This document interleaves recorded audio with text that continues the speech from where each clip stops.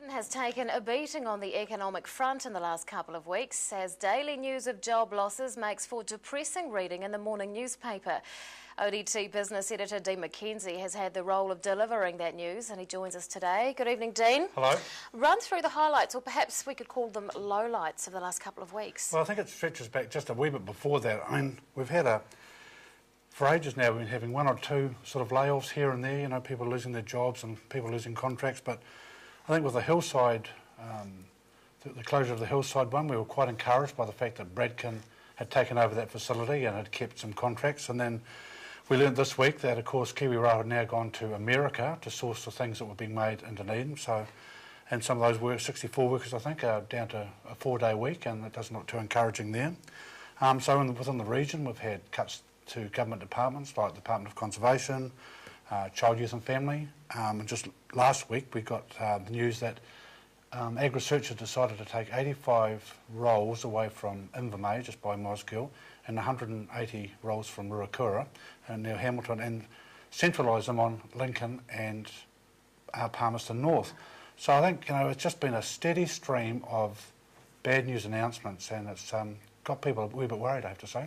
Now, you've been reporting on the Dunedin economy for quite some time now. How bad is this run of news in that context? Well, if we just look at that run, look, it's small beer really compared to some of the stuff I've had to write about over the years. I mean, in 88 or 89, I mean, in 1 week, 1,500 Dunedin people lost their jobs when we had meatworks closed down and a couple of manufacturing firms.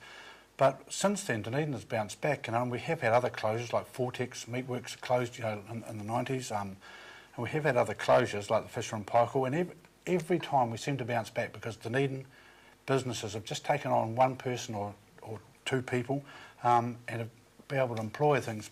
What concerns me this time, even though, you know, the numbers aren't as huge as they were back in the 80s and 90s, is that we've developed a culture of businesses feeding off each other in some ways, you know, working as clusters, and I think that we're at a tipping point as far as that goes.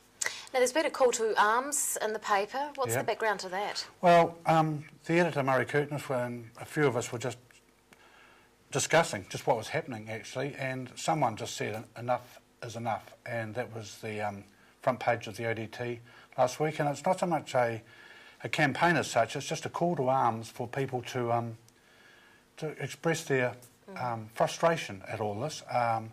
You know, it's all very well for the government to go on about how much they're putting into the regions, but in fact, we just want to build on what we have here. We're not asking for handouts as a region. You know, the people I'm talking to just want to build on what's here. I mean, they've got established business links and connections, and it just seems that a lot of those have been taken away from us. What do you think of the political response so far? Well, I understand our List MP and Immigration Minister Michael Woodhouse is getting a bit of pressure from his own supporters about he needs to become more vocal on this. I mean, I think David Clark and Claire Curran are obviously opposition, so they're taking every opportunity they can get. I've had a couple of discussions with Stephen Joyce and his office as well, so I think it's been poor, the political has been poor, and needs to get better. Yeah. ODT business reporter Dene Mackenzie, thanks very much for your time. Thank you.